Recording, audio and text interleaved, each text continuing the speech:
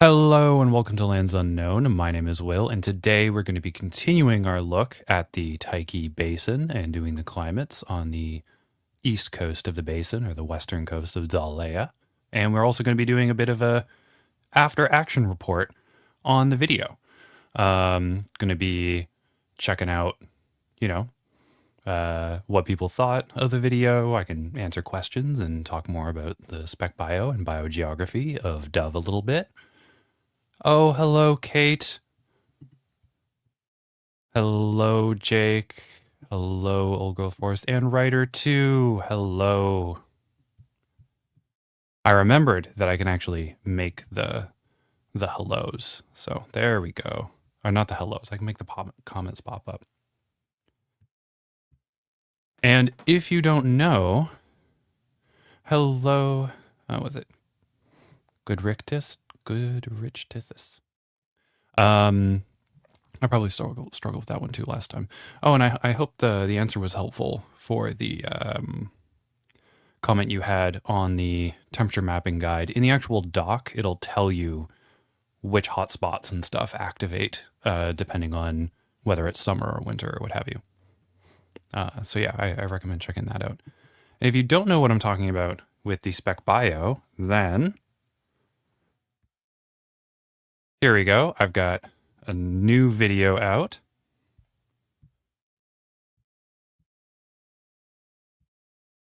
That explores the, speculative biology and biogeography of the Arukian wet winter savanna.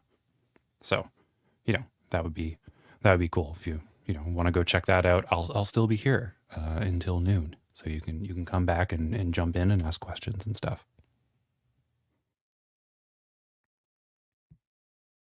All right. So, everyone feeling good? Does anyone have a favorite critter from the video, or any questions they'd want to ask about it?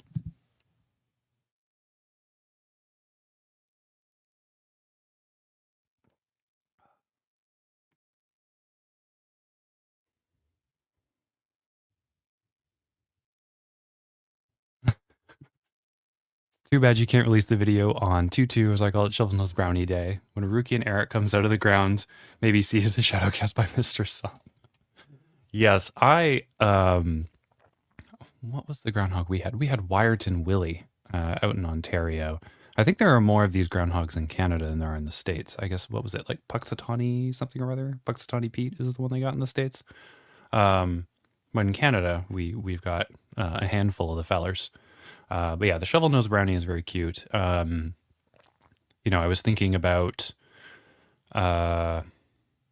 marmots and wombats and stuff like that when I was making him, and I thought about having that distinct, like, spade-shaped beak would be an interesting way for the facial mask to develop. So he could dig with that and dig with the claws. And then when I was developing the life cycle and they live in warrens, I was also looking at the trapdoor ants, or the ones that have the door heads. And that was just like, oh wow, they have these facial shields with these sharp spikes coming out. So, the brownie bulls can, or boars, I think they're boars. Yes, the brownie boars can be by the entrances to the warren to defend it during the dry period. Oh, and I have an idea for Mr. Sun. I can come back to that later. Jake, they're very enchanting. That's a preference for the small, cute ones. And I did decide to make the small ones quite cute. I think the blue dragon is quite cute, even though he sprays mace. There are going to be some larger brownies, which will definitely fulfill that category. So, stay tuned to the, northern lowland rainforest. Ryder 2 likes the lowland minotaur. Yes, I think the silhouette of the lowland minotaur was something that immediately, drew me to it. I can show my sketchbook. This is normally stuff I'd say for the footnotes, but when I was sketching out earlier designs, that silhouette with like the sloping neck and like the sharp back was definitely something that I thought was very eye-catching. Yes, yeah, I already mentioned the capybaras. But yeah, no, I'm thrilled to share it. I've been working on uh, you know, what I wanted to do with the animals since I started Dove. Um, and I've started painting these in October, but most of them were done in December and January. So yeah, really really excited to share them, and really really happy with the positive feedback. So let's crack in to doing some climates, and if anyone has any questions along the way, I may just have to move the mic for a sec. I'll mute myself so you don't hear the bunka-dunk sounds.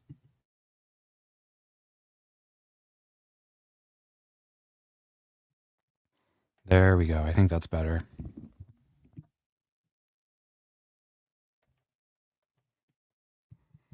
All right, so where we left off last time, we were working in here and noticed that we wouldn't actually have a lot of D climates in this area. We probably have CFB. So we're going to work through that. And the goal is to kind of get to... Oh, that's not the pen we want to use. That's a nice pen, but not the one we want to use for this.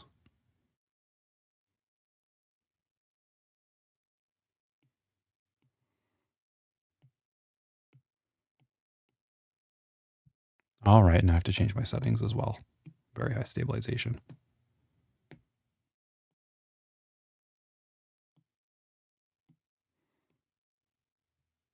There we go. That's better. So yeah, I would like to get it to around here on the west coast. If we manage to make it down there, then I'll start going in to here a bit. And then we can save doing the desert and that area for next time. But I think we're almost done the Tyche, so very, very excited about that.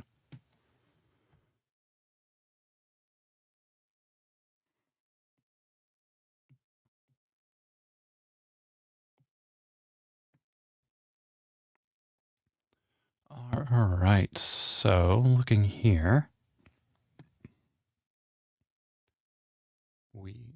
oh yeah, I can make my screen bigger on the thing, so I don't have to keep constantly looking down.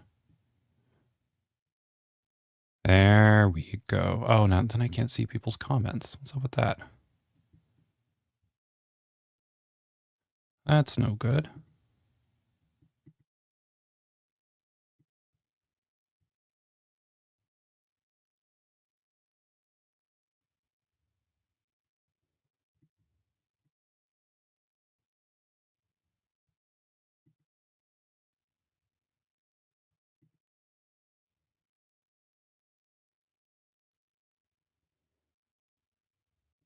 Okay, apparently I turned it on so new chat messages will show up. So that'll be useful.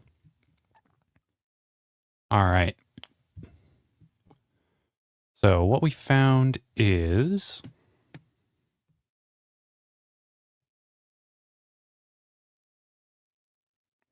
yeah, so we're probably going to have the CFB looking at what's happening in the winter with the 19 and the 12. And then when we get to 1 kilometer, we're going to see a transition to CFC. So, and then that is going to transition to ET. And then we may see then we may see DFC on the inner corridor, sort of in this area.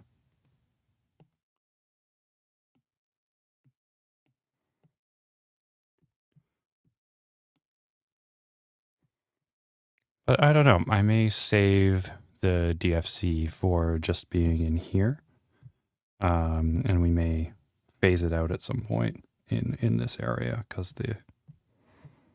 I'll have to look over at that to see what'll happen.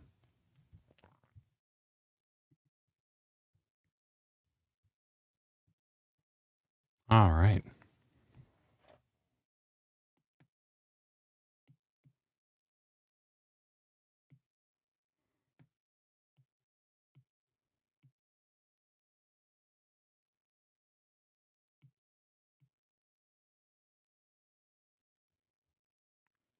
Yeah, the curve of the zero line.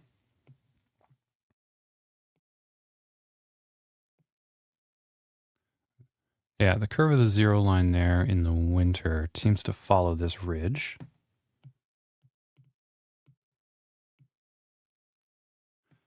Ah, I see. I see. So we'll probably want to pull that in and have it follow along this line.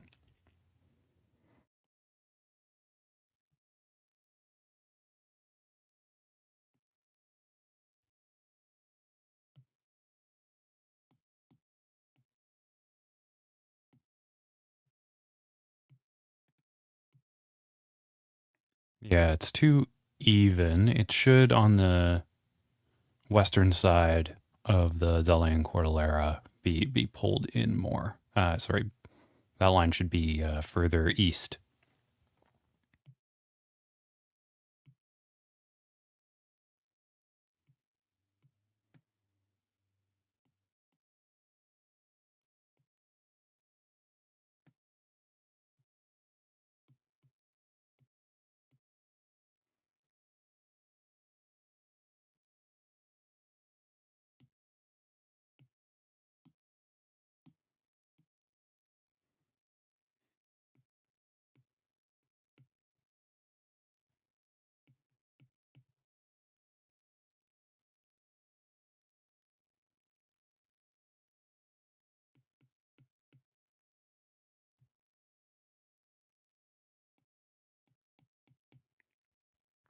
Yeah, it's still going to be ET. Okay. But that's when we hit the zero is kind of at the 2 kilometer mark. So I'll probably pull the zero line in a bit more and get rid of the D up until we get into the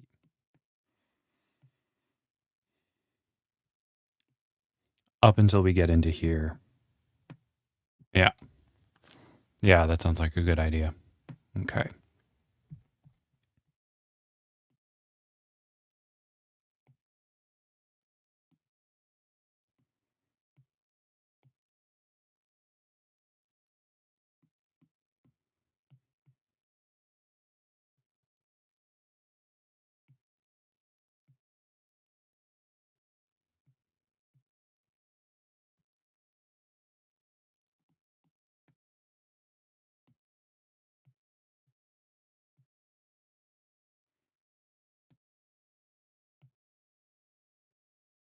Okay, and the CSC is going to be on top of the DFC, so I'm not too worried about where it is right now as I start sketching it in.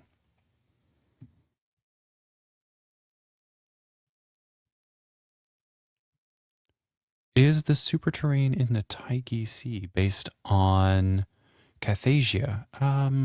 I was thinking particularly, let me see if I can bring it up quick.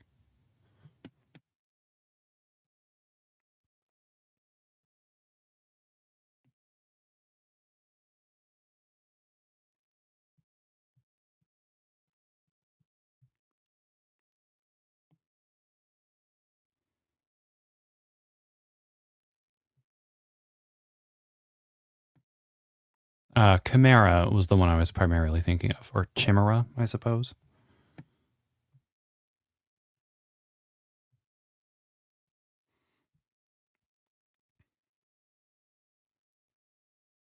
Yeah, there are different graphical, map representations of it, but that's the one I was like primarily thinking of while I was doing it. Though there were, a couple terrains that were ripped off as it was going.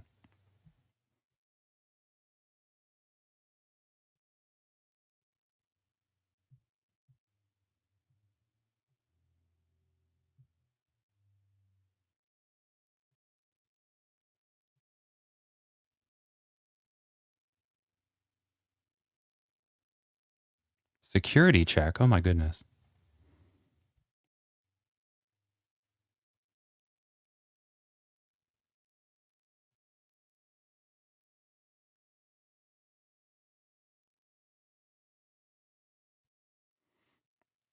So, like, if we're looking in here and we can see that there's these long continents, this is the kind of thing that I was thinking of for the terrains.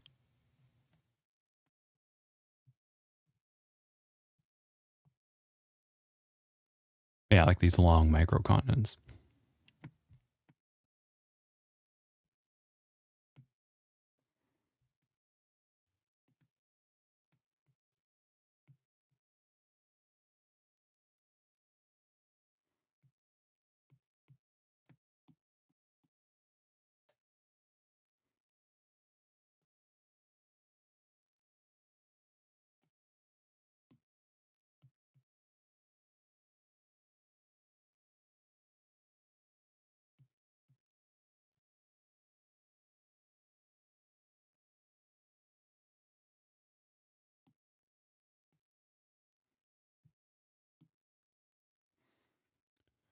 Oh, there we go.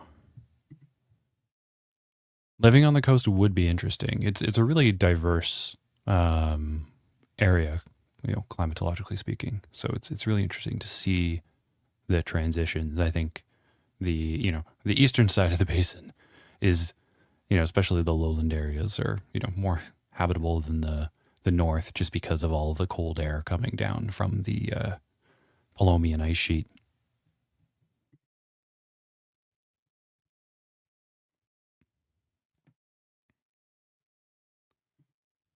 Yeah, the Tyche Sea is really cool, and like I don't see a lot of Tethys-like um, formations in world building projects. So, what I was thinking was, kind of include that, maybe, inspire some other folks to, you know, take the plunge and have some Tethys in their world too.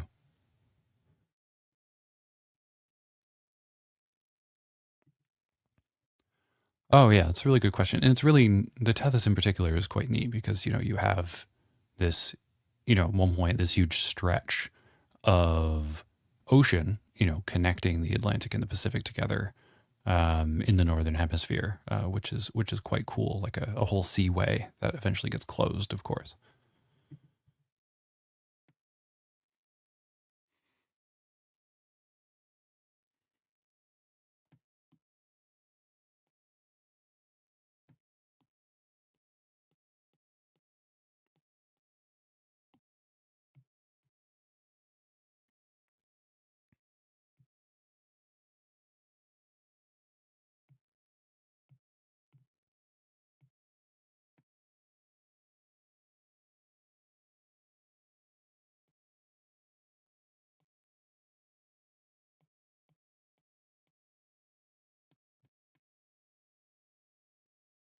All right, at 1 kilometer becomes CFC.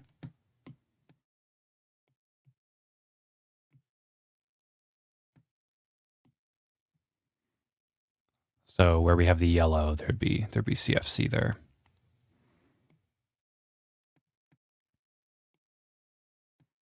But you know what? I can make it all CFB because the CFC just goes on top anyway. So doesn't matter particularly much for the intervening mountain range there.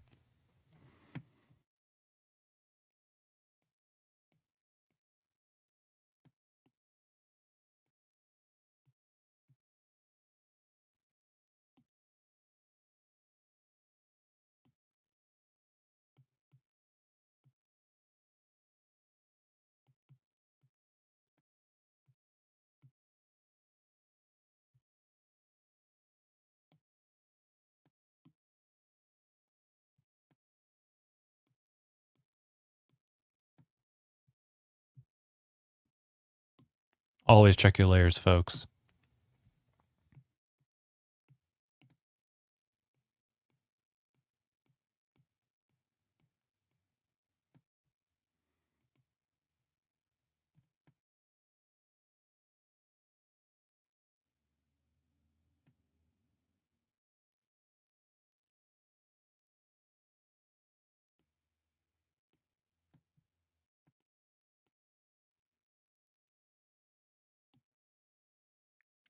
Excellent.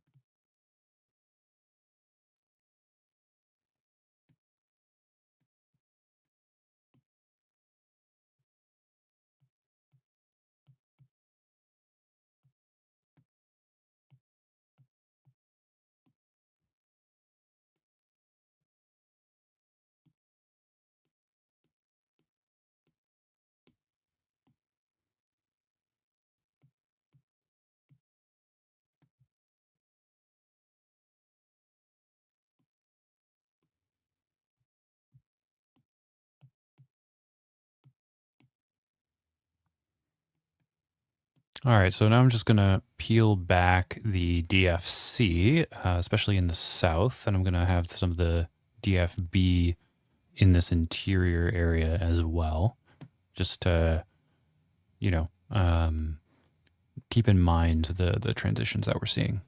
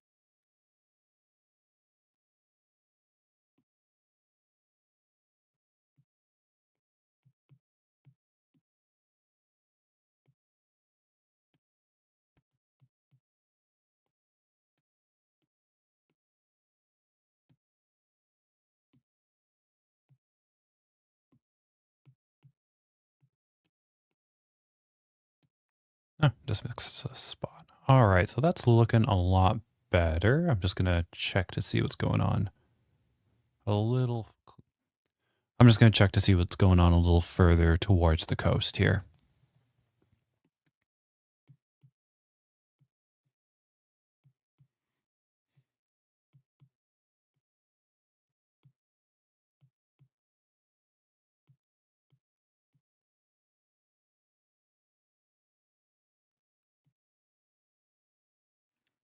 All right, so it looks like it's going to be under 1,000.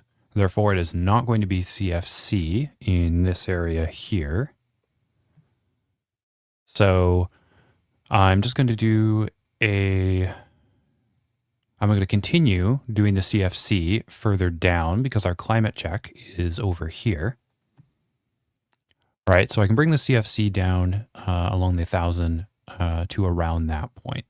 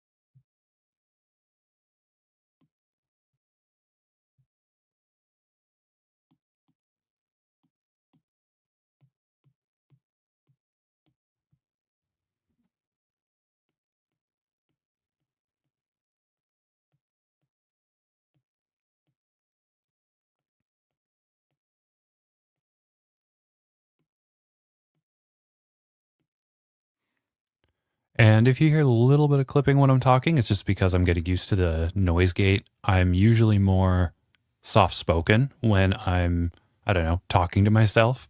So I need to catch myself and make sure that I'm speaking at like a normal volume and not murmuring or something like that. And then that means that the mic won't catch it. So it's not StreamYard and it's not the YouTube. It's probably me adjusting to the microphone.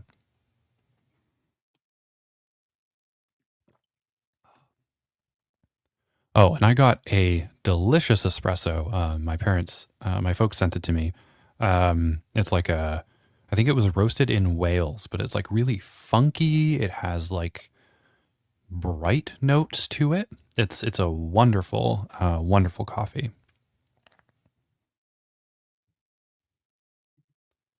Ah, you haven't heard any clipping so far. I have said some things that were blocked out by the noise gate, and then I had to repeat myself. So I'm just keeping it in mind for me.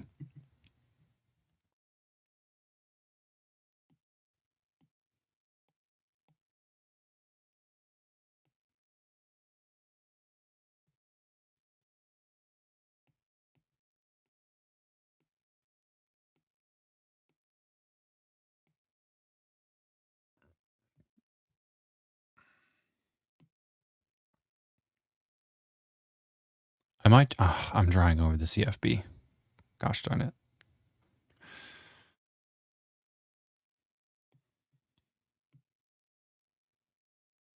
Just after I said check your layers.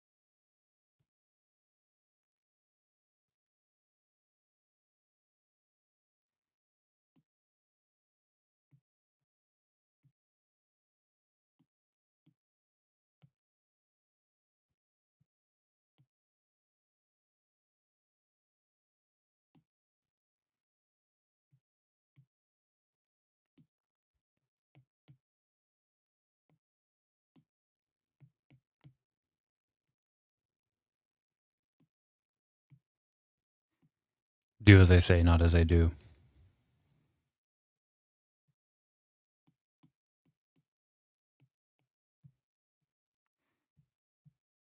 Or, you know what? Do what I do. You know, correct your mistakes. Be open about them.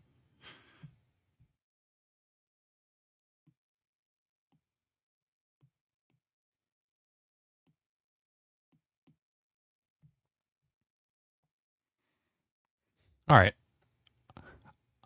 I am going to do another one further down.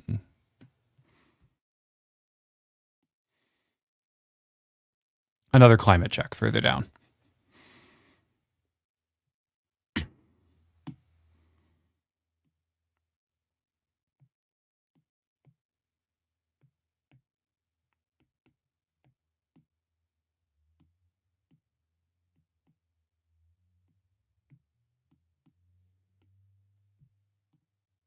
With a much smaller brush.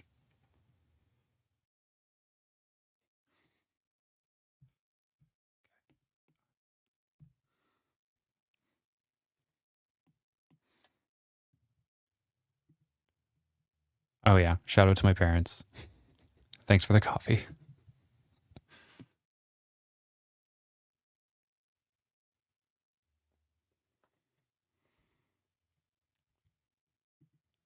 Yes, not a sponsor, but Finn's in Hamilton is a really good coffee place. Very nice people.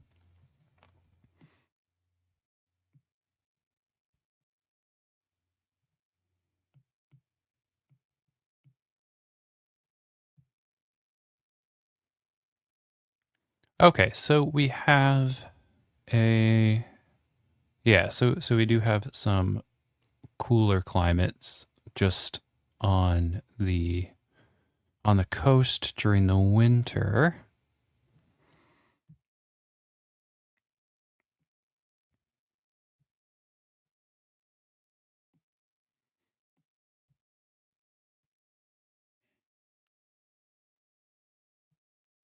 Yeah, I'd probably adjust that with for yeah, I'll probably adjust that for height because I do think yeah, so that probably that change probably occurs at that 250 line, the transition between the darker and then the lighter, less saturated green there. So if I take it I'm going to take it on the lowland, and the lowland is probably going to be pretty close to the ocean temperature, so or the sea. So let's check that.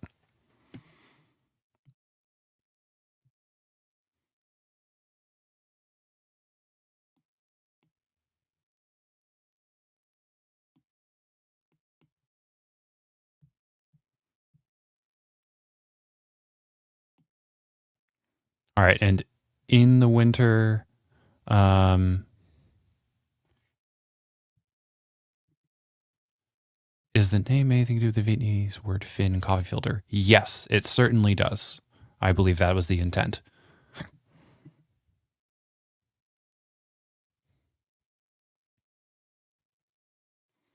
I believe the owner's Vietnamese.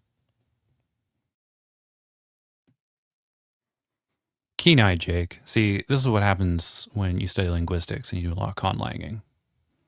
You have little etymological nuggets that you can share.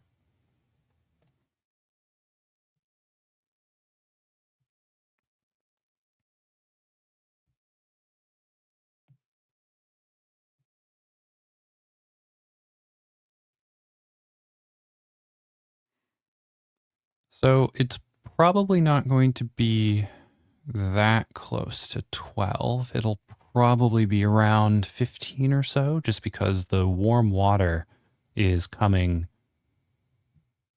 Uh, no, no, no. That's the summer circulation.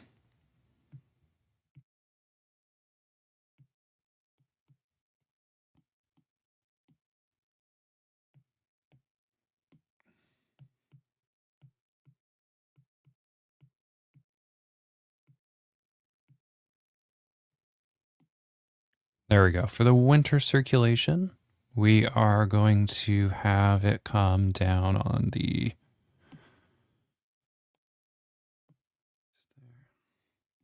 Let's say something that stands out a bit more.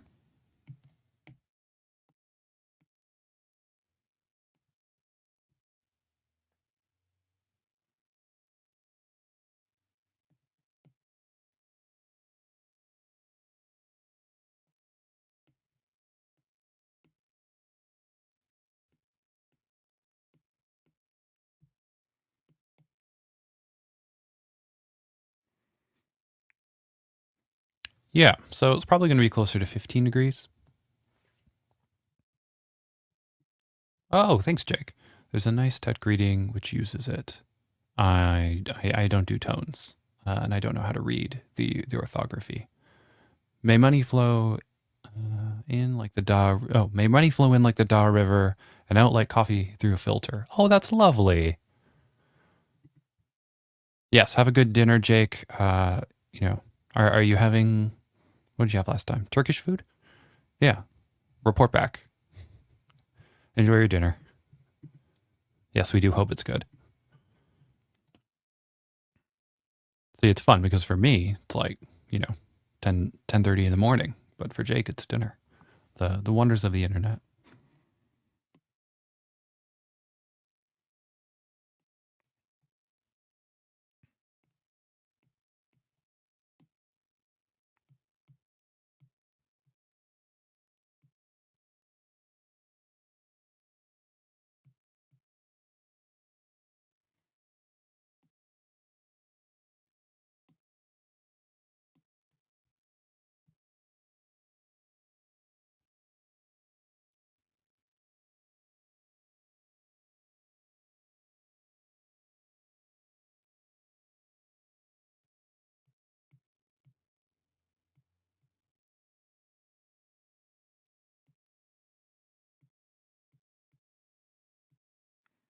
Yeah, because I wouldn't. I was confusing myself with the pink there because these are the winter ones, the not the summer ones. The summer ones are different.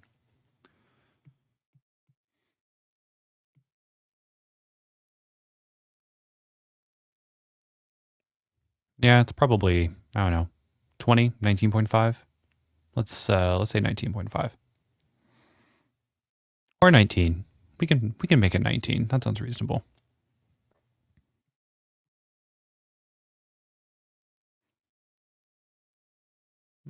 Yeah, I'll see how it pans out.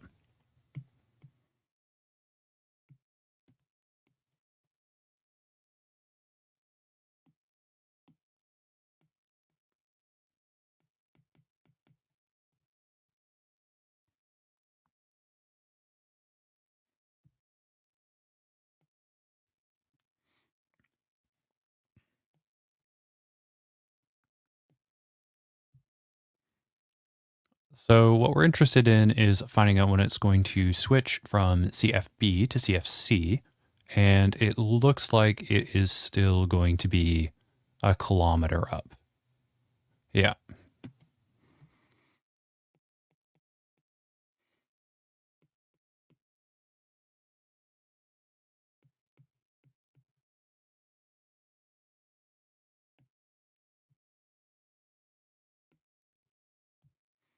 Yeah, the winters get more mild the further south we go, but there is some pretty heavy moderation.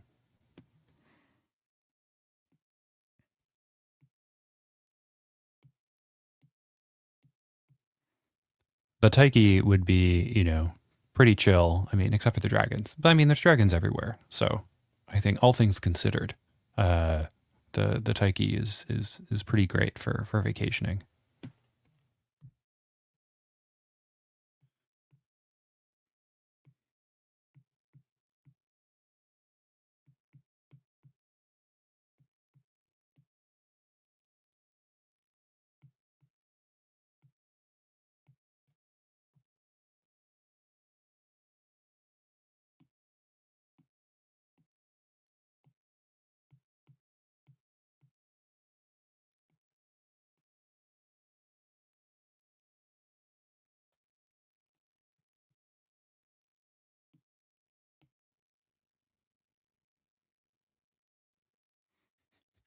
That's a pretty straight line. We'll probably fix that.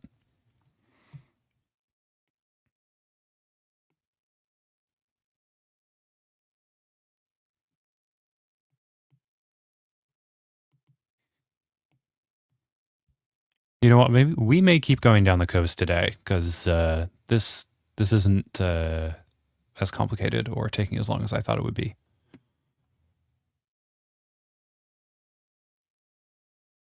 Oh, there we go, Jake. It is specifically named after the filter he used. There, excellent.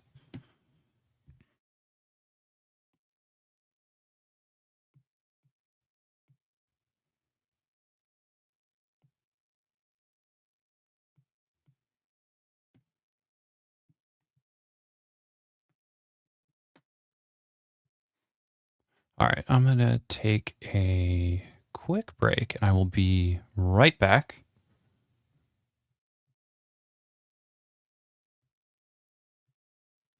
Let's all spend a little time with Mr. Sun.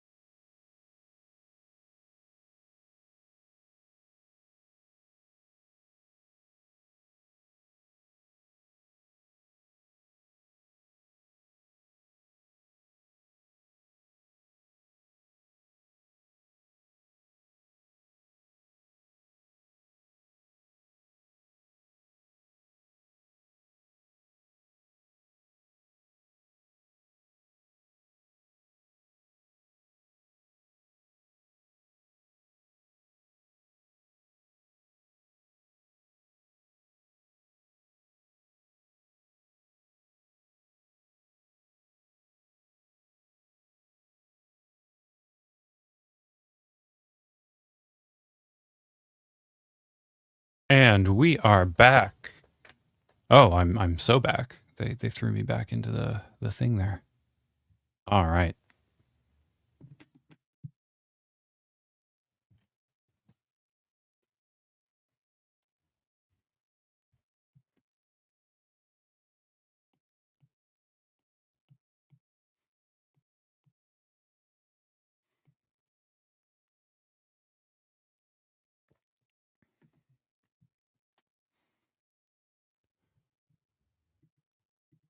Yes, Mr. Sun. Speaking of Mr. Sun, I think it would be really cool to do like actual break Mr. Sun art, which could work into the sun worshipping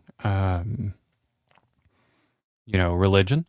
And I think that the green dragons, the golden tails in particular, would be pretty good for an animal associated with the sun, considering their golden tails and the ribbons from it. I think there could be really cool possibilities there for linking them to the sun.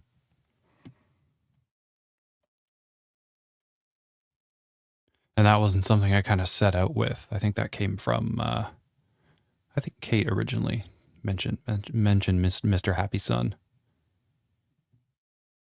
This would be awesome. Yes. Yeah. So I think I'll do that. And may make myself a Mr. Sun mug with a golden tail green dragon on it. Brilliant. I'm glad Kate thinks this is a good idea. What do folks on the stream think about the dragons? Because we've got the brownies. Brownies are cool. Minotaurs are cool. The dragons were something I was kind of keeping under wraps. And I wanted, like, because Arukia is a smaller continent, and usually when smaller continents come into contact with larger ones, those realms tend to see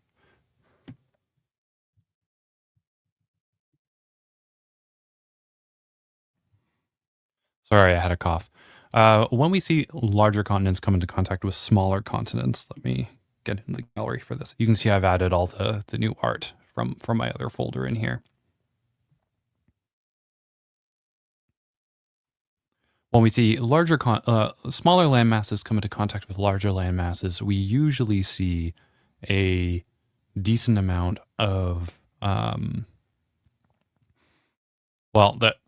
what ends up happening is that the species in the larger continent tend to disperse into the smaller continent, and the fauna and flora that are endemic to the smaller continent usually, I don't know, tend to go extinct. Which, because Arukia is smaller, I did want to include that. So the dragons coming from the Leneo-Tychean realm, and the Leneo-Tychean realm being the largest realm with the most amount of land mass, has a lot of biomass, has a lot of energy, would make competition a bit more fierce. That kind of, the dragons being incorporated and becoming a very large part of it does, kind of fulfill that. However, Ile Arukia, maybe I have that down here somewhere and apologize. I'm gonna cough again. I got sick like, a couple weeks ago and have this persistent dry cough.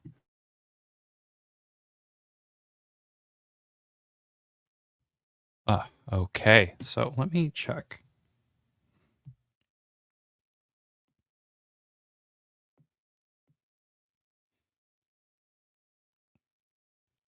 Yeah, here we go. So when Ilea and Arukia split up, yeah, there we go. We have Ilea Arukia in the southern hemisphere when the world is very warm. So, but those are the two realms which experienced the most cooling.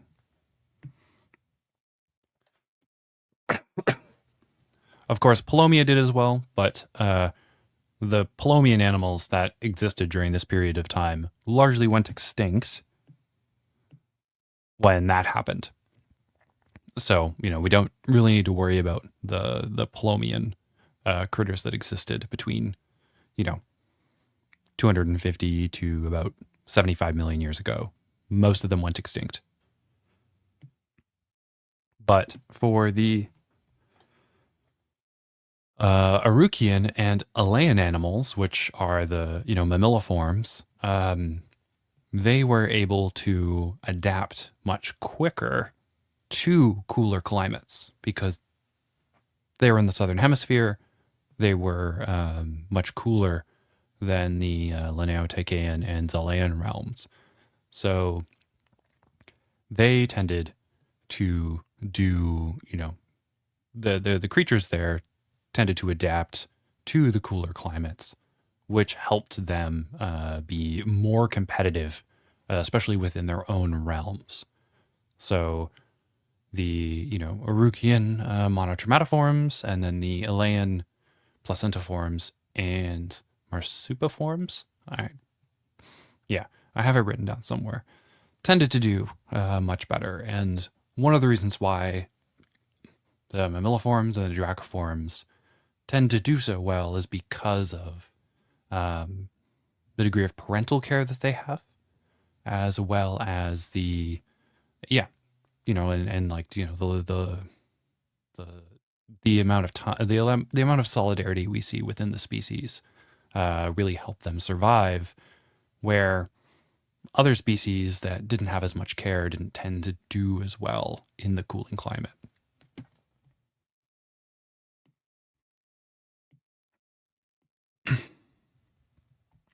So by the time that they start colliding, we have these kind of entrenched mammaliforms, the placentals and marsupial equivalents over here, and then the, monotremata forms over here.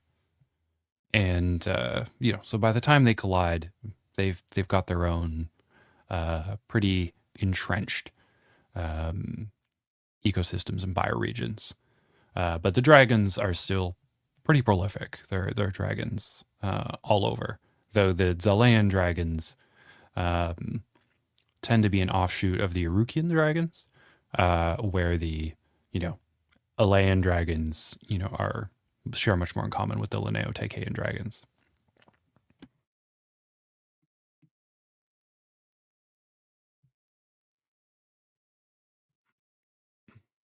Except for the blues, of course. The blues go everywhere because they picked a winning strategy specializing for the metamorphora. Oh, thanks, Writer 2. They're very cool. I like how dragons contain some features, even among different species. Yeah, and the Arukian dragons do have some more like basal or, like ancestral traits, like the wing claws, for example. Let's look at those real quick.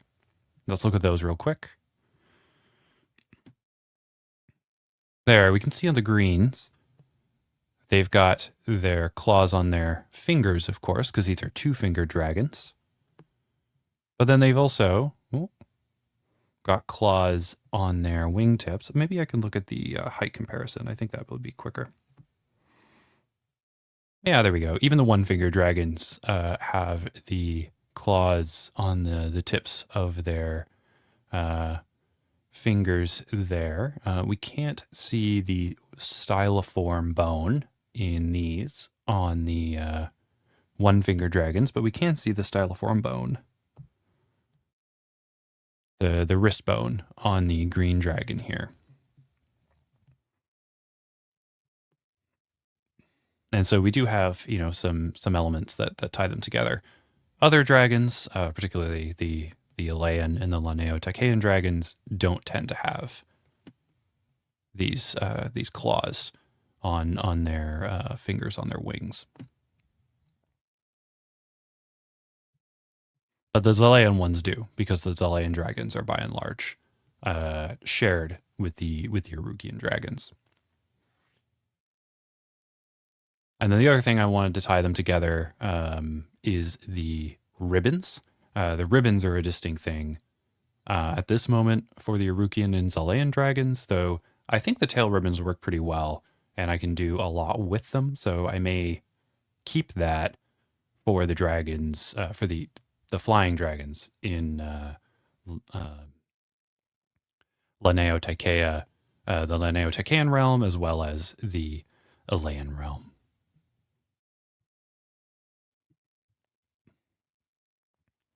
And yeah, and I wanted them to spit something, but I didn't want them to do fire. So, oh, excuse me one sec. So instead, yeah, I went with, them deriving their breath weapon, their toxungeons in different ways. For the black dragons, of course, they have their own, they produce their toxungeon through metabolic processes, just normal metabolic processes that all sort of, organisms kind of have. We all produce hydrogen peroxide, but it gets flushed away. In the case of these guys, they just tend to store. They produce more, and instead of flushing it away, they tend to store it in their toxungeon gland. All of the blues, instead store different kinds of like terpenes and other compounds from the fruits they eat. And we're going to see a wide variety of different types of, anti-predation deterrent that plants have wake its way into blue dragons.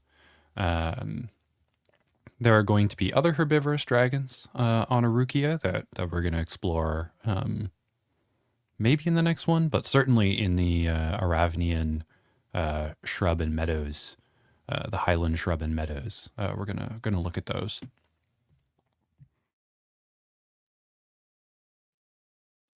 And then, of course, the greens also have their own metabolic processes that produce different vesicants in their toxungeon.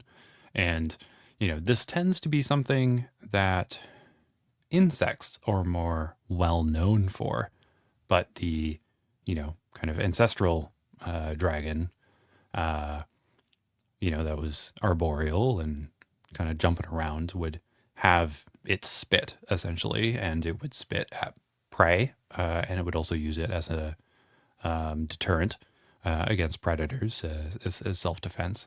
So they've been using that in different ways, and since as I've imagined it, they have developed their toxungeon gland kind of from essentially like a crop, kind of organ that has separated from the esophagus, so it has its own system, but it originally developed from that. So some dragons will use like their gastrointestinal acid and those sorts of things as well. Okay, a lot of big plans.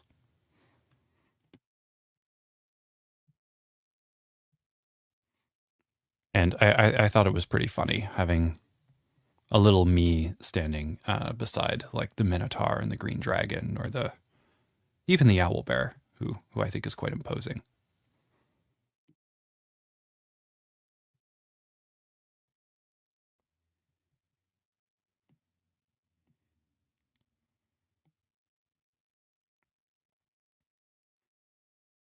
All right, at some point, that is going to be desert. So I'm going to check in with my maps in a sec.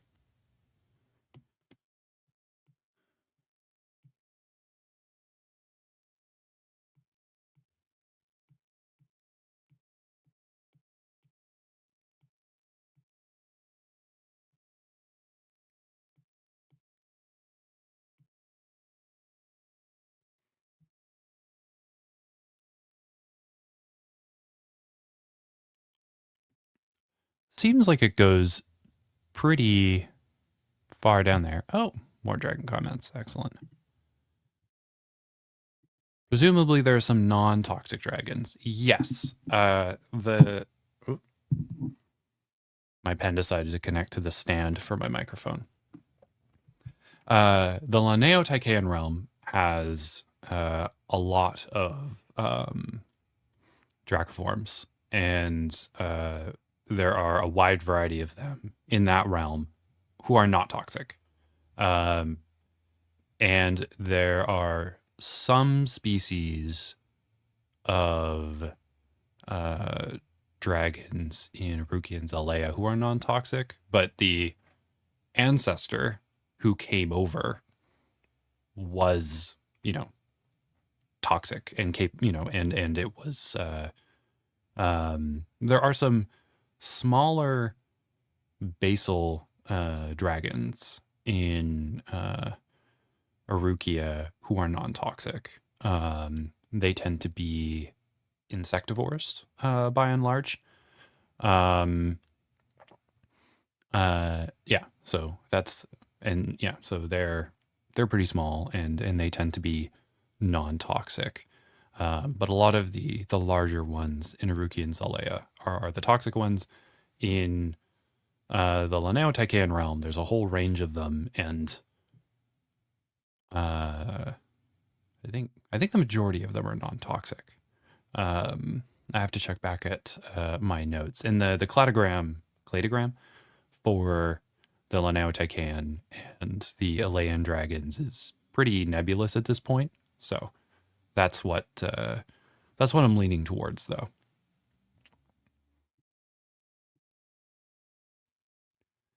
Seeing all this makes you want to know the rest of what was store. Well, I'm really excited to share that. I think throughout the spec atlas, I mean, I may kick the footnotes to like a New Year thing, like I did with this one, with the one for chapter one. So I may try to slide in, um, a chapter 2D and cover another eco region. Because if we look at Arukia,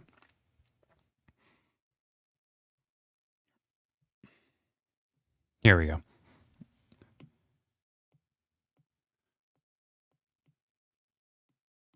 Then the plan right now is to essentially cover this area.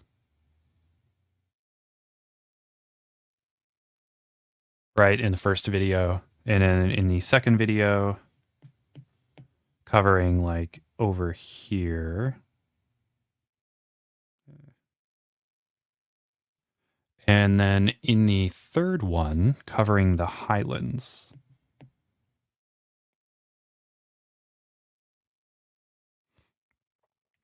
So that does leave a couple large gaps. There's the arid region. Yeah, so there's up here, like that's a pretty big gap. I mean, there's a difference between the hot desert and the cool desert. I mean, not too much of a difference. They're more or less this.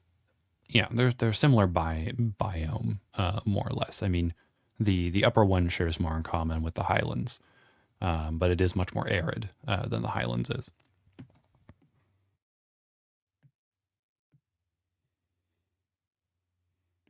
Yeah, let's use red. And then we do have the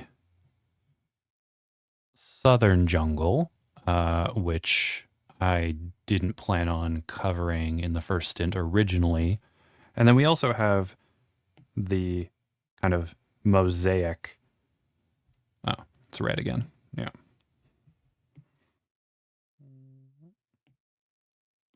Blue maybe, and yeah, because there's a lot of blue in this. Let's pick something else.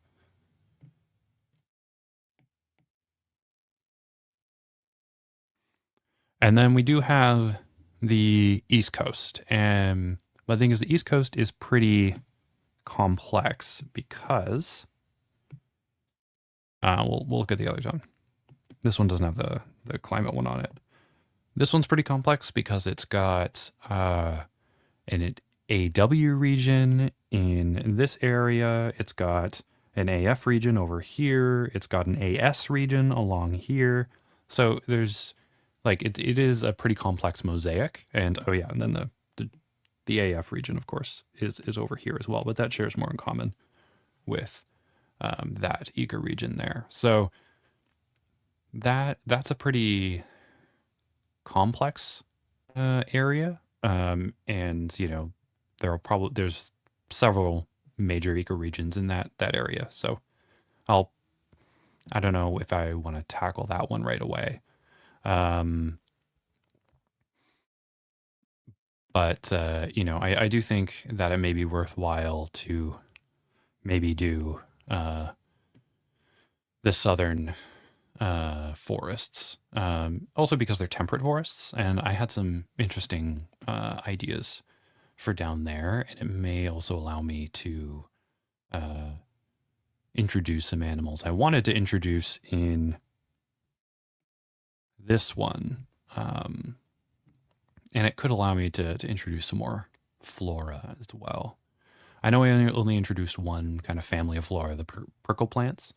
Um, and I don't know if it came across, but the prickle plants are like a group of plants. I think in the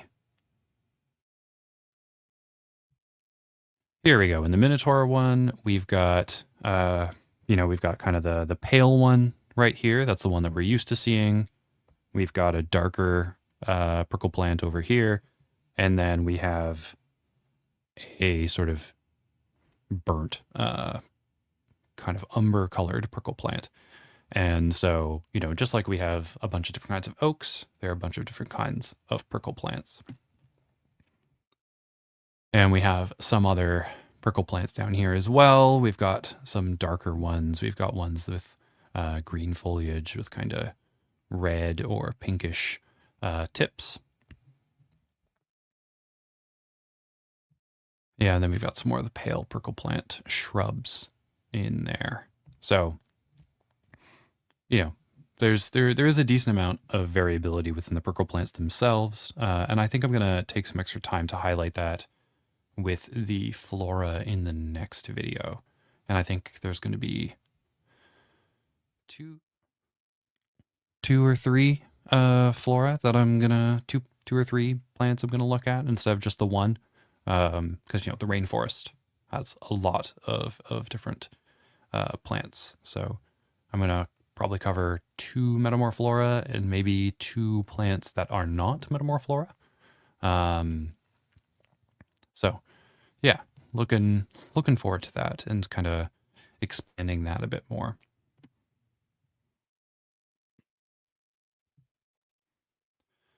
And if going forward, like for example, like black dragons, there are black dragons and many different kinds of black dragons across Arukia. So, but I may not like spotlight them in particular.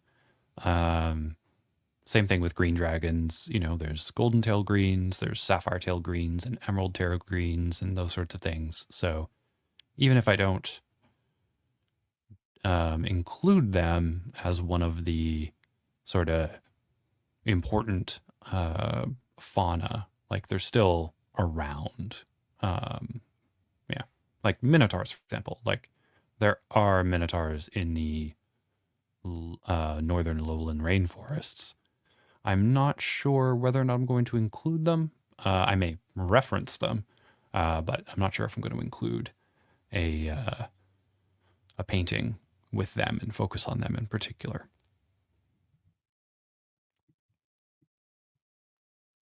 Yeah, there's going to be biological overlap. Yeah, as I mentioned, like there's going to be, there are minotaurs across Arukia, and some of them are going to be different enough to call attention to. Like the Highland Minotaur is distinct from the Lowland Minotaur, but the Northern Minotaur and the Southern Minotaur are quite similar to the Lowland Minotaur. They're just smaller. So whether or not I dedicate a painting to it to talk about it is kind of a open question in that case. And I probably won't. Just calling out that they exist and they're there may be enough.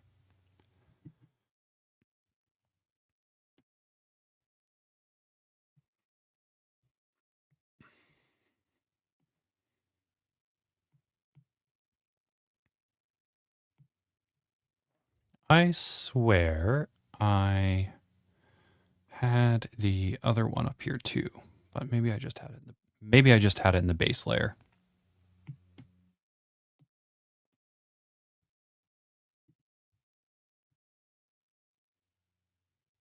Yeah, I'll probably just focus on the keystone species.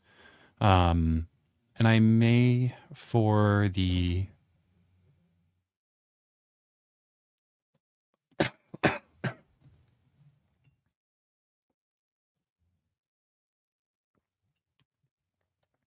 and I may for the flora when I cover those.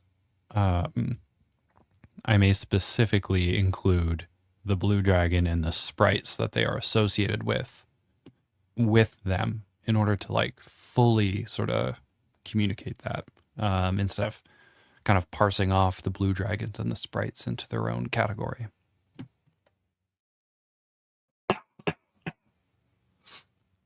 Oh, sorry.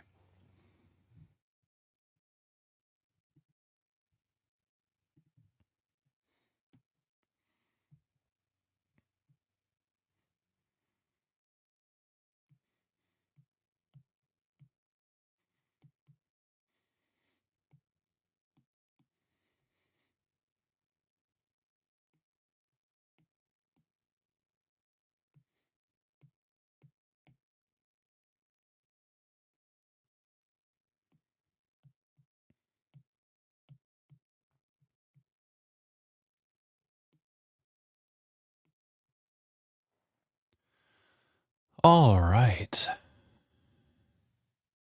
So that seems to be somewhat of the extent of where the semi-arid is going to start to form. Yeah, so the semi-arid is probably going to start here, and then it's going to continue that way. And it'll probably be SK. Yeah.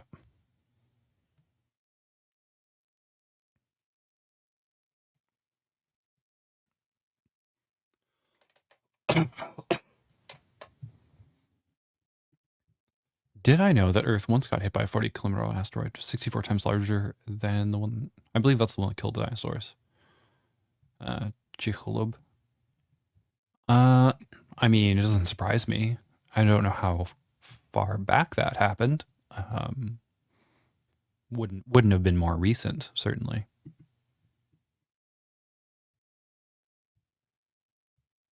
Oh, well, I'll want to check that out in a little bit. Yeah, 545 million years ago. That sounds about right.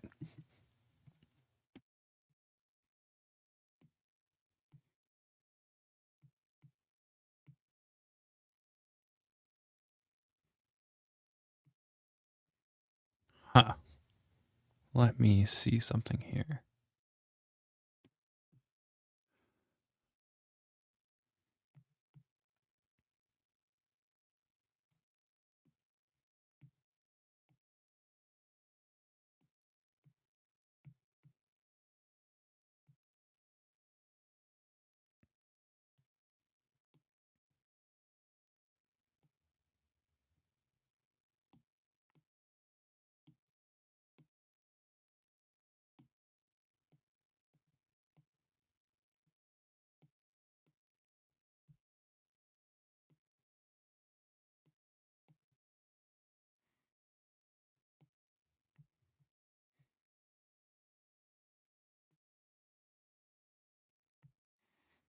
So I'm just sort of putting in some for July there.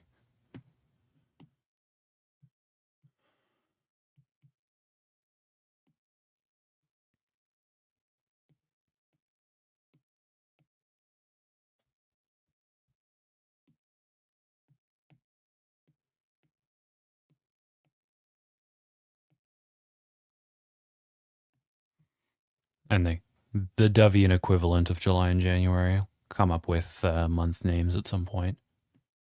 Though that probably won't be for a while, considering the people who live on Arukia, will probably care more about seasons than the months themselves.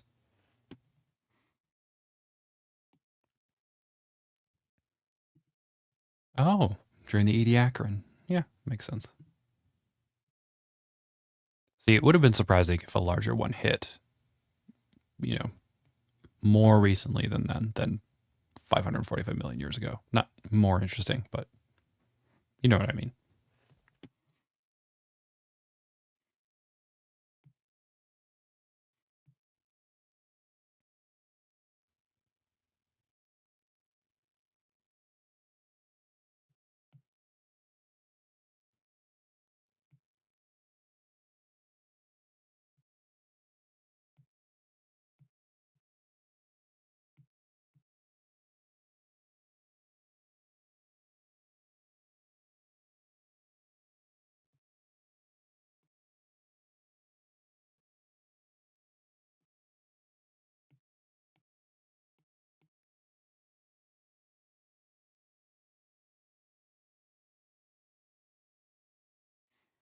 Now I'm just considering when oh,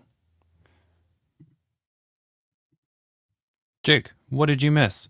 You missed that Finn's Coffee was named because the owner used a Finn coffee filter when he was starting out. So that's why I named the store that. I also talked about dragons, and I talked about the realms and plans in store. Um, yeah, I think. Oh, and then I did clarify something about the flora in that the prickle plant is a group or family of flora. Like, there are oak trees, and there are a variety of different prickle plants. So if you look in the background of the Minotaur painting, you can see a variety of prickle plants. You can see like like a burnt umber colored prickle plant. You can see the pale prickle plant, which is the one that's kind of the charismatic one that I was using for the paintings. There's also like a much darker prickle plant, which you can see is a prickle shrub in the background. So, and each of these, uses capsaicin, but there's a variety of different plants. So, the blue dragons have a wide variety of different plants to feed from. And I also mentioned that in the rainforest and the video, I'm going to be including more kinds of flora, probably 2 kinds of metamorph flora, and then 1 or 2 kinds of non-metamorph flora, just to kind of broaden that out a bit. And I also mentioned I may push the footnotes to the footnotes to the new year and include one of the other. Yeah, see, and include one of the other ecoregions, one of the other major ecoregions. So either the southern forests on the peninsula, or the desert. But I'm leaning towards the southern forests. I mean, I can cover the desert later, like, and then, maybe after doing, a year of chapter 3, focusing on the humans and stuff, I may take a break and do a different ecoregion. So, and there are a few other ecoregions like the Ahaxians and the highlands on the slopes of the Aravnian highlands on the south. Like, they are quite distinct from the savanna, because that kind of upland area receives more precipitation and has different flora and things, which I already planned out. So, that could be a future thing. Stuff like that. Otherwise, having a very good time going through the climates here. Just trying to figure out where exactly I want the sea climate to finish. No, not the sea climate, the CF climate to finish.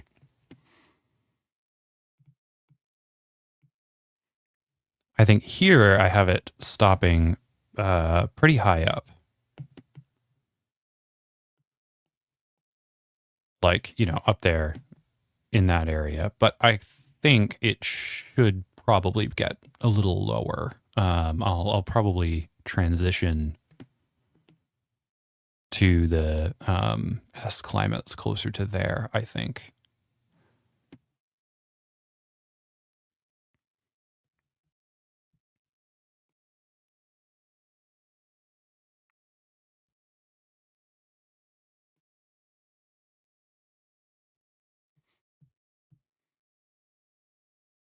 Yeah, I'll probably do it further down. I think that works.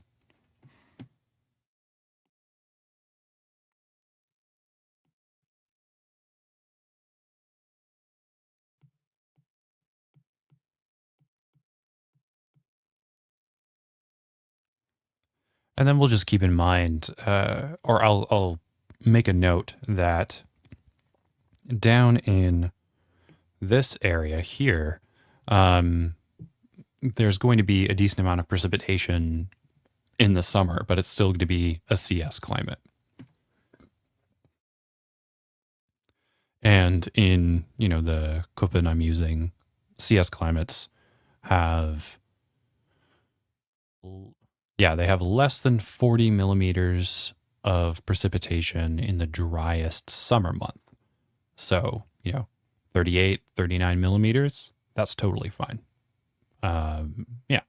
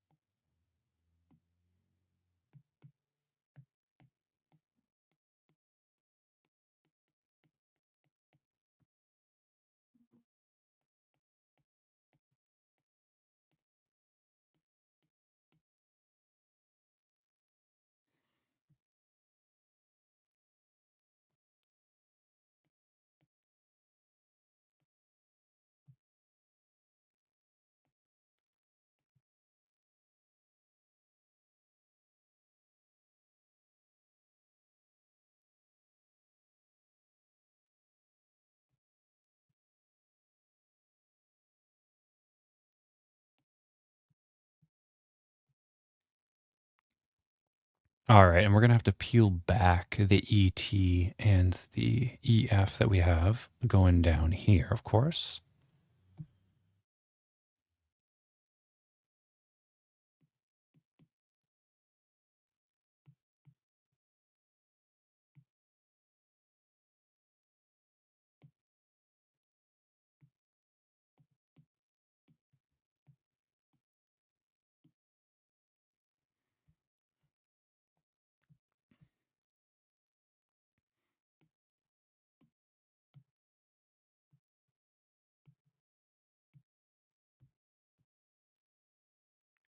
Yeah, probably also going to be 19 or so. And let's just check the winter. I mean, it may be the same as the other point we did.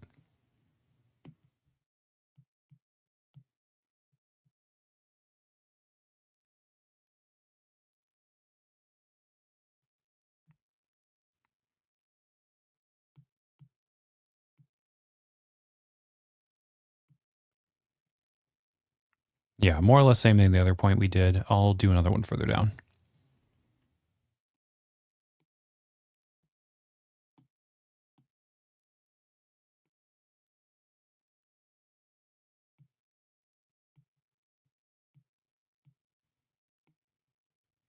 Let's do it right where the CFB transition occurs.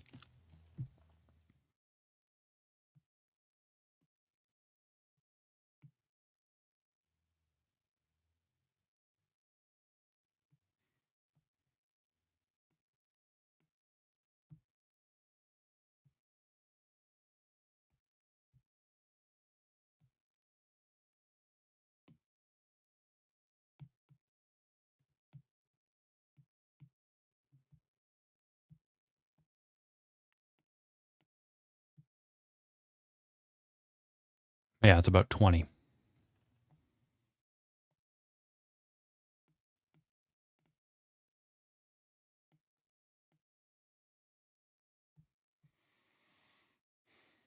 So in order to get the ET that we're looking for, it's probably going to be around just before 2 kilometers.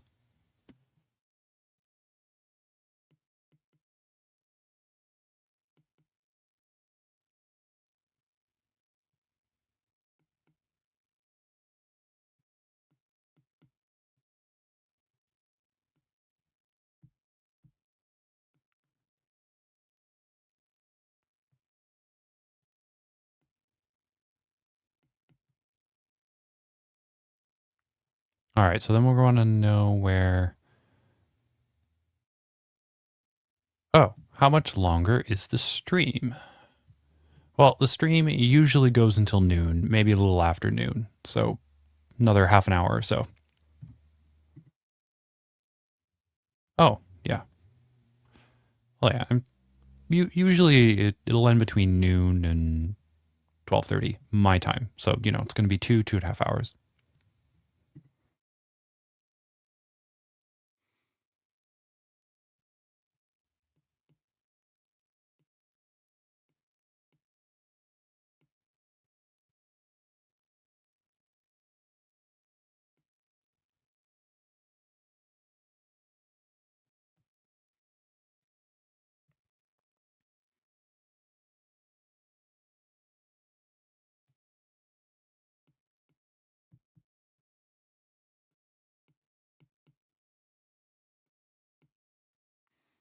All right, so we're going to be looking at EF over 3 kilometers.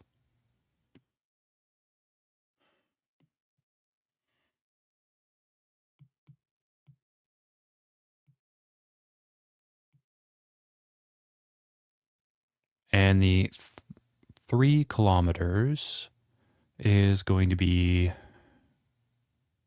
what is it? Yellow is 1 to 2, orange is 2 to 3. So the red is going to be where we're going to have our EF, and our orange is going to be where we have ET. So I'm going to have to pull in some of that ET and EF.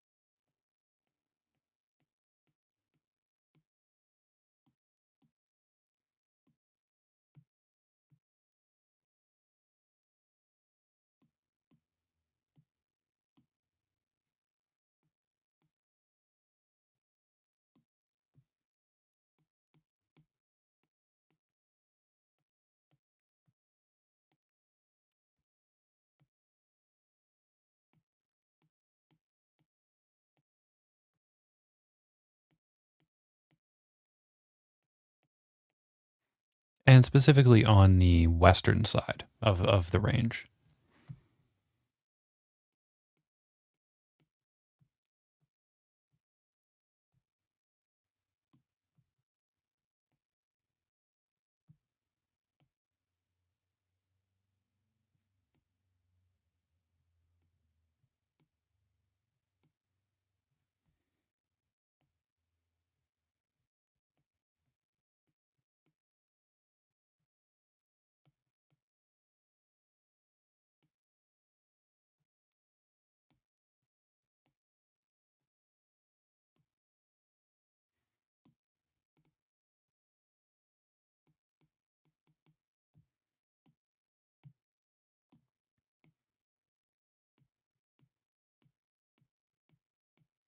Yeah, we got to peel the ET back out of that, 1,000 to 2,000 range.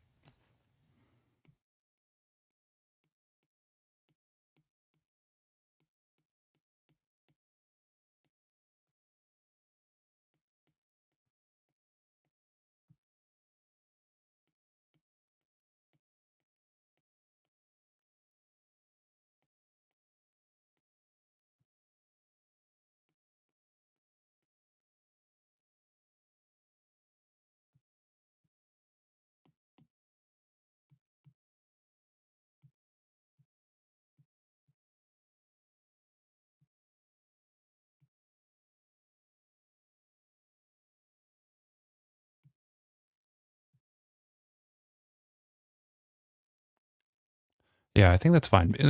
I'm going to have to peel back the EF a little bit further north.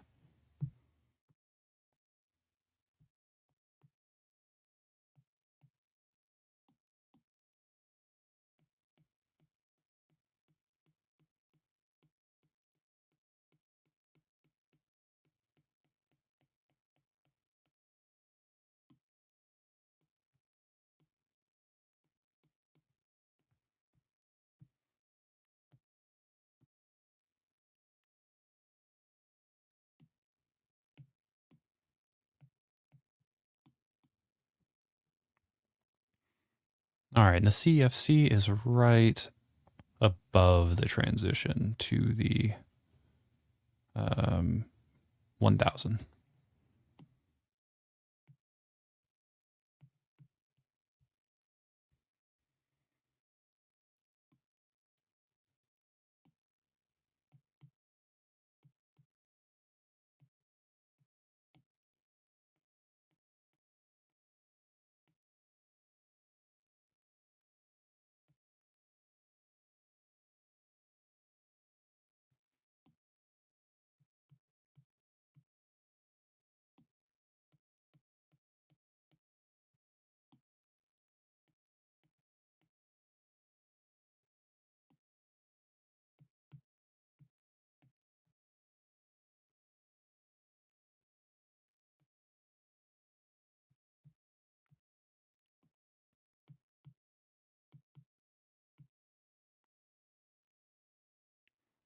And then as it gets closer to that further north mark, I think that green mark there, it's going to transition just to being 1000.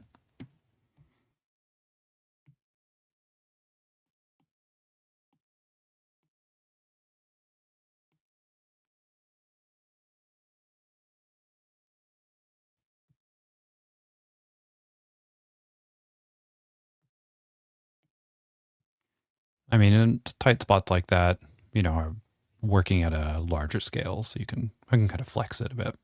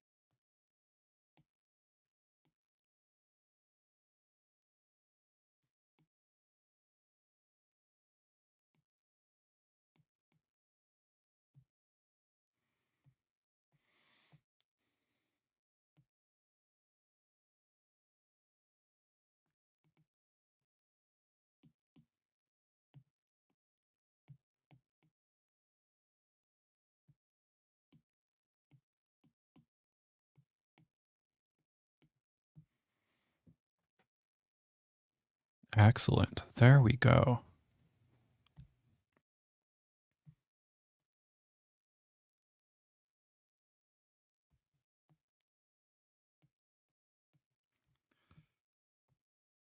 I guess, yeah, we just got a very thin transition line because it's such a steep environment there. The topography is very sharp.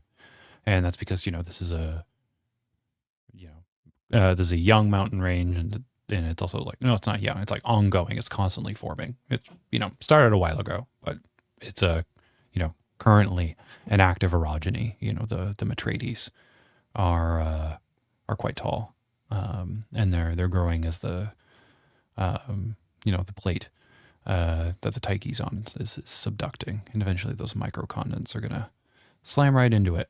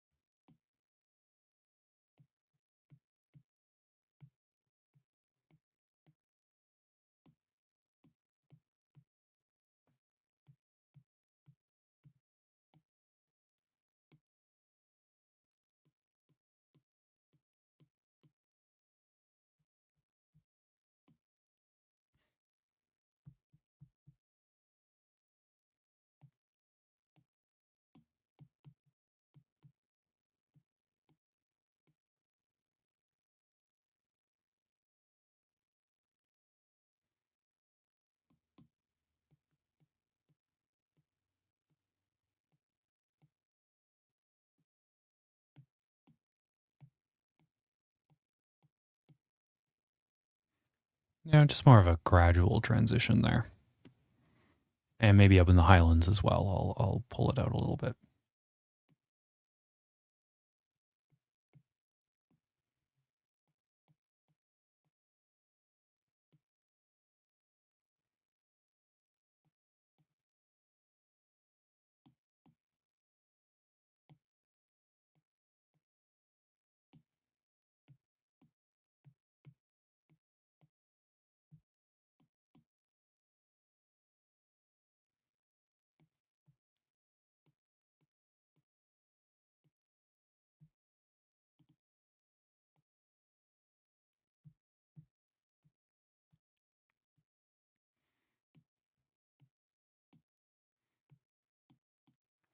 Where are we at? All right, about 20 minutes left. Oh, hey, Huelos, yo and hello.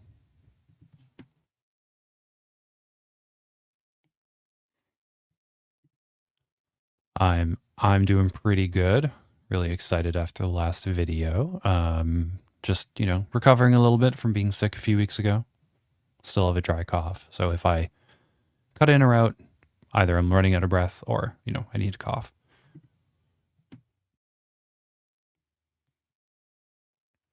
But other than that, it's a beautiful sunny day here.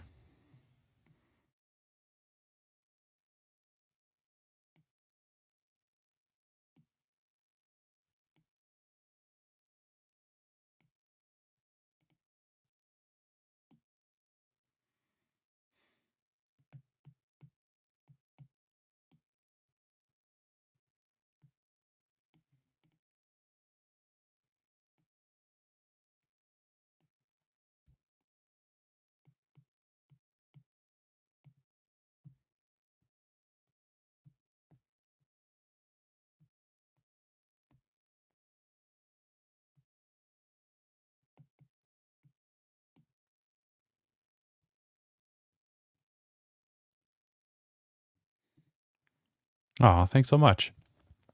It's usually really rainy. It was raining uh, pretty much, on and off all this week because it is the winter and it rains here in the winter. But yeah, this morning has been, nice and warm. But I know a bunch of places east of here have had very cold and very snowy weather.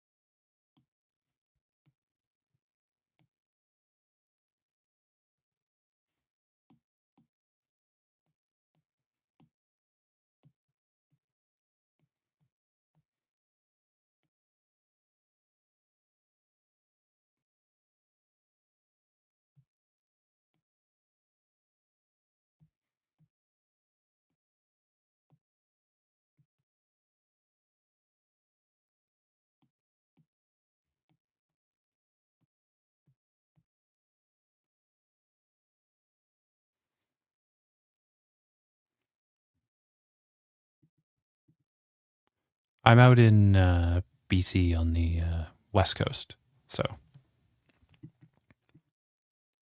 famously in a CSB climate, which gives me such joy to paint these in.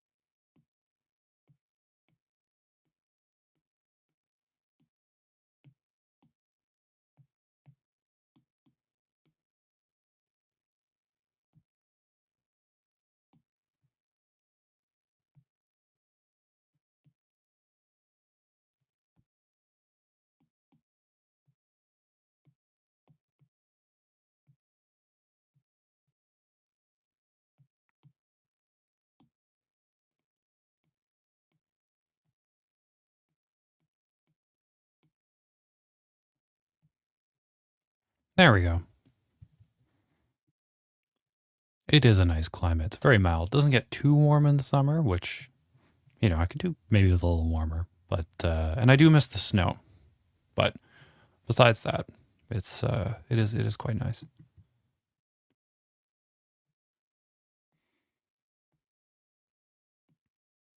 All right, let's figure out where the ET is going to start down here. Yeah, and the next time we can do the arid region. That'll be pretty good.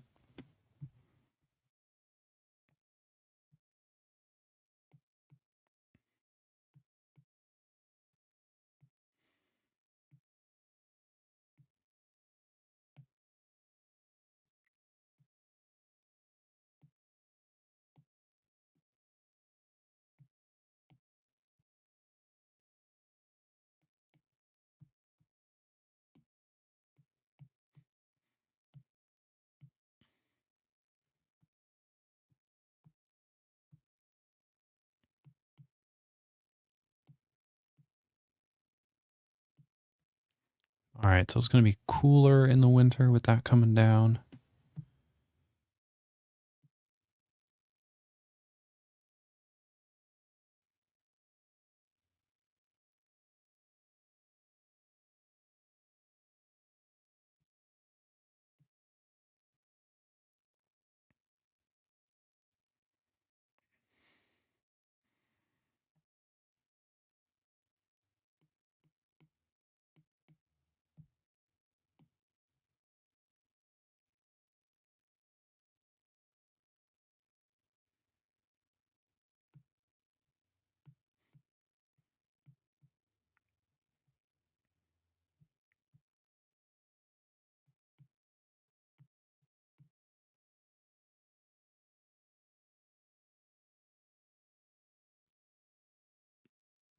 Yeah, we're also going to get a cold current in the in the summer too. So it's probably going to be closer to I don't know, probably closer to 20.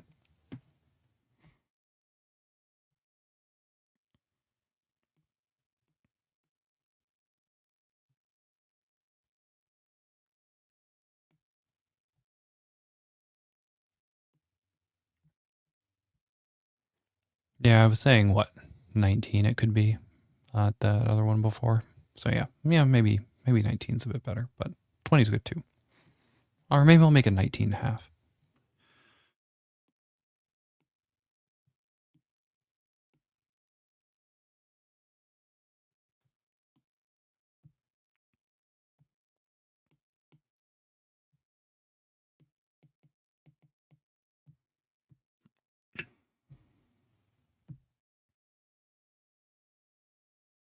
Yeah, it's more or less going to be the same as the one up there.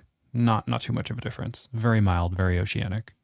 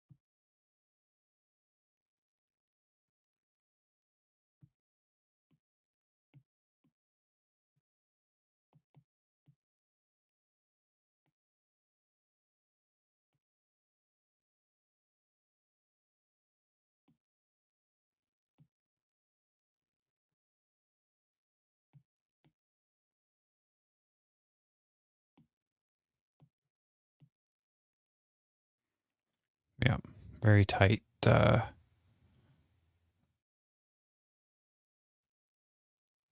Very sharp topography. Very steep.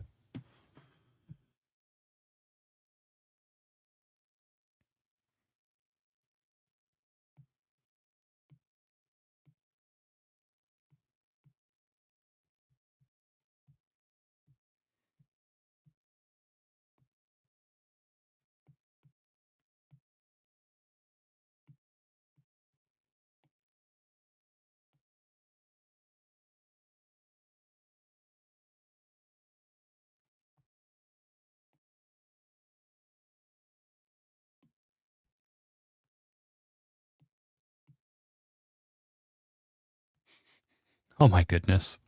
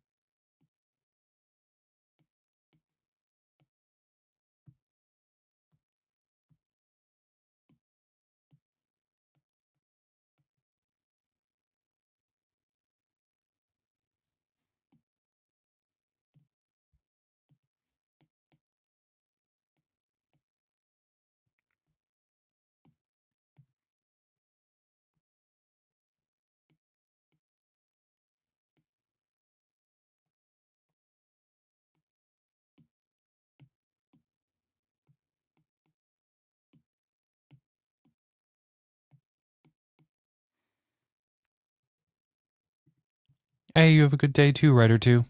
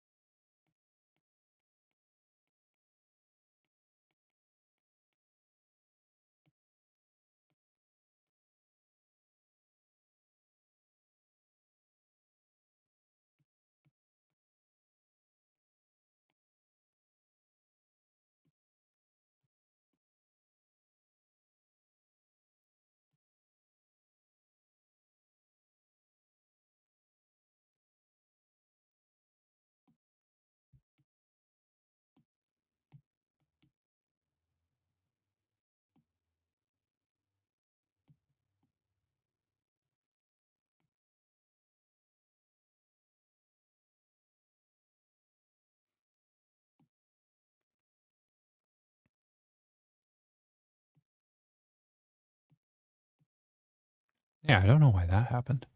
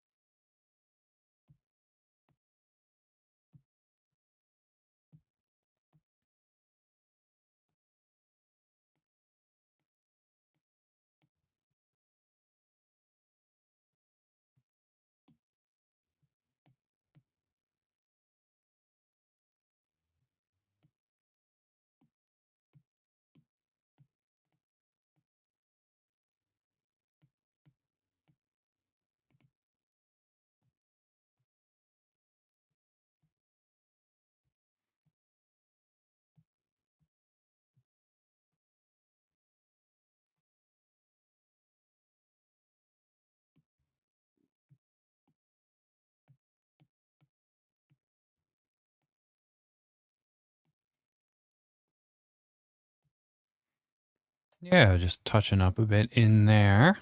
Well, that looks pretty good.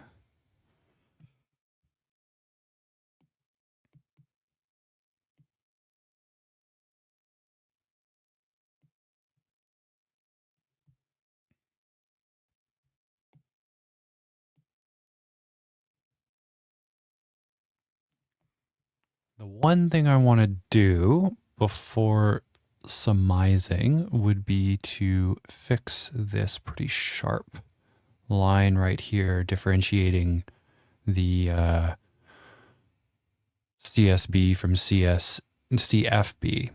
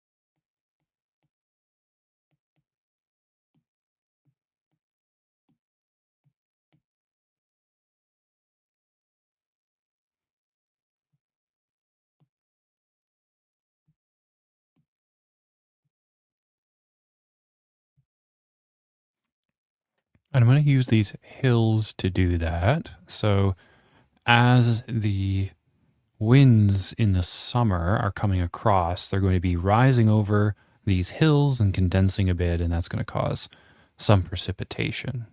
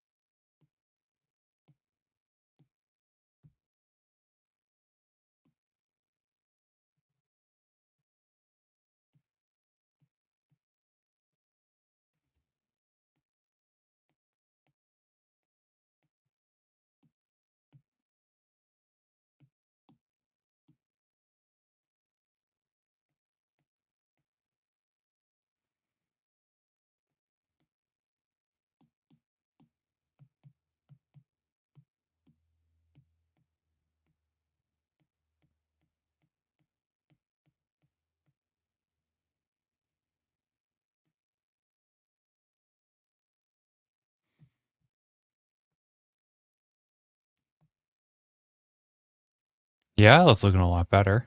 Still not happy with the eastern side.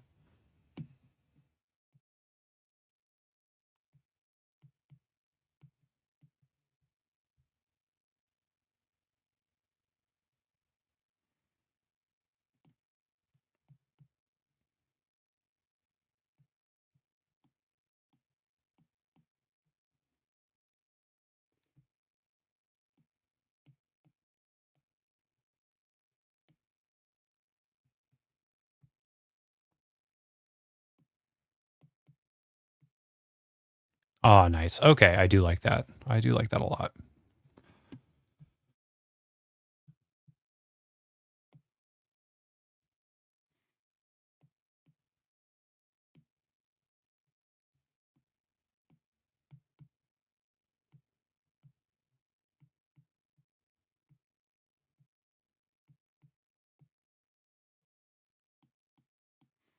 Okay, so what did we do today? When we were here last time, we had kind of finished doing this area here and in there.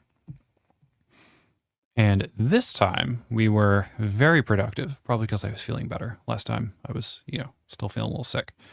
We moved down here, corrected for the separation between D and C climates.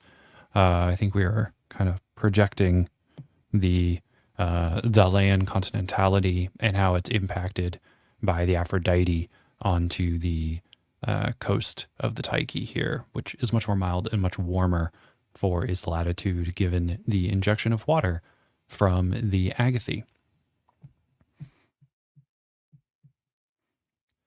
So we went down the coast and over that way as well, following that CFC mountain range and filling in the CFB. We peeled back a little bit of the ET just to give us some CFC as a transition zone between CFB and the ET there. It's not that noticeable because we do have a very sharp gradient due to, the Metrine orogeny being an ongoing active orogeny. We also decided on the boundary between the CSB and CFB in this region here, where initially I had it further. I like the idea of kind of creeping it down in this area because, if we're thinking about looking at the the July summer precipitation map, looked pretty, looked like we could get some more precipitation down that area. Again, this area here probably, gets between, maybe like 50 to like 60 millimeters in the driest summer month, but that is still wet enough to be classified as a CF rather than a CS climate. And then we peeled back some of the ET down here. Well, we extended the ET and ended up having to peel it back a little bit. Okay, we got one black little fleck there I'm going to deal with.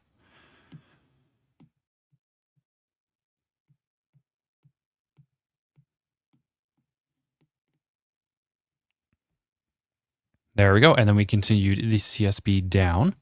I also got the transition here looking nice.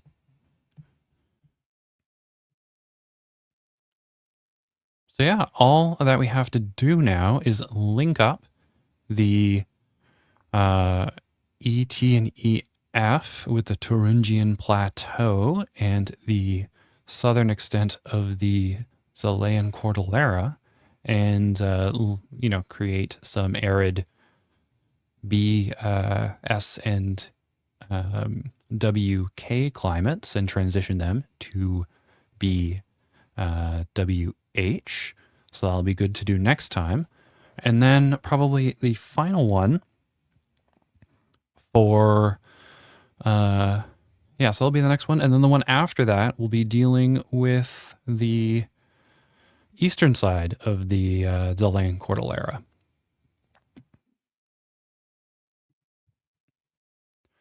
All right, so that is just summing that up. I do want to swing back to YouTube for a sec.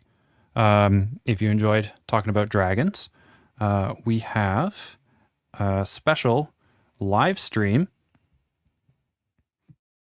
that is upcoming, where Madeline from Madeline James World Builds and Madeline James Writes and I are going to talk about world building dragons. Madeline has been doing dragons for quite some time.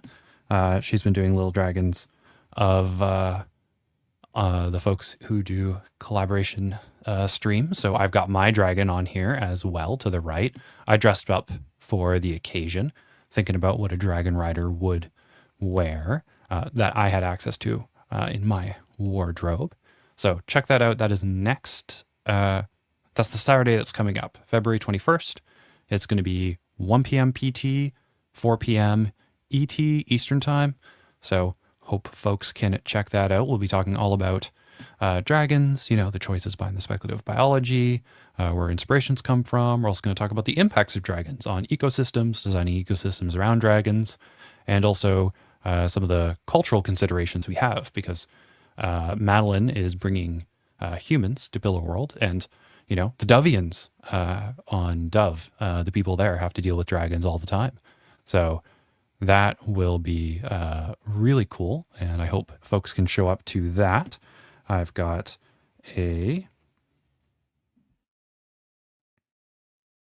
a post reminder about it as well. And if you haven't already, you can like and subscribe to the channel. Check out the Spec Bio Chapter 2A that just came out. And oh yeah, if you haven't already, you can also sign up to the Patreon. You can sign up for free and be a free member, and you'll get all of the updates about when stuff is going to come out. You won't be getting the paid membership to your stuff, but you will see the titles for those. Yeah, I will see you next. If you don't catch the special stream, then I will see you February 22nd for probably the second to last closed climate study for the Tyche Basin. And we can start to talk about what we want to do next on the live streams. So thank you everyone so much. Hope you have a great rest of your day, however long that is. And I'll see you next week.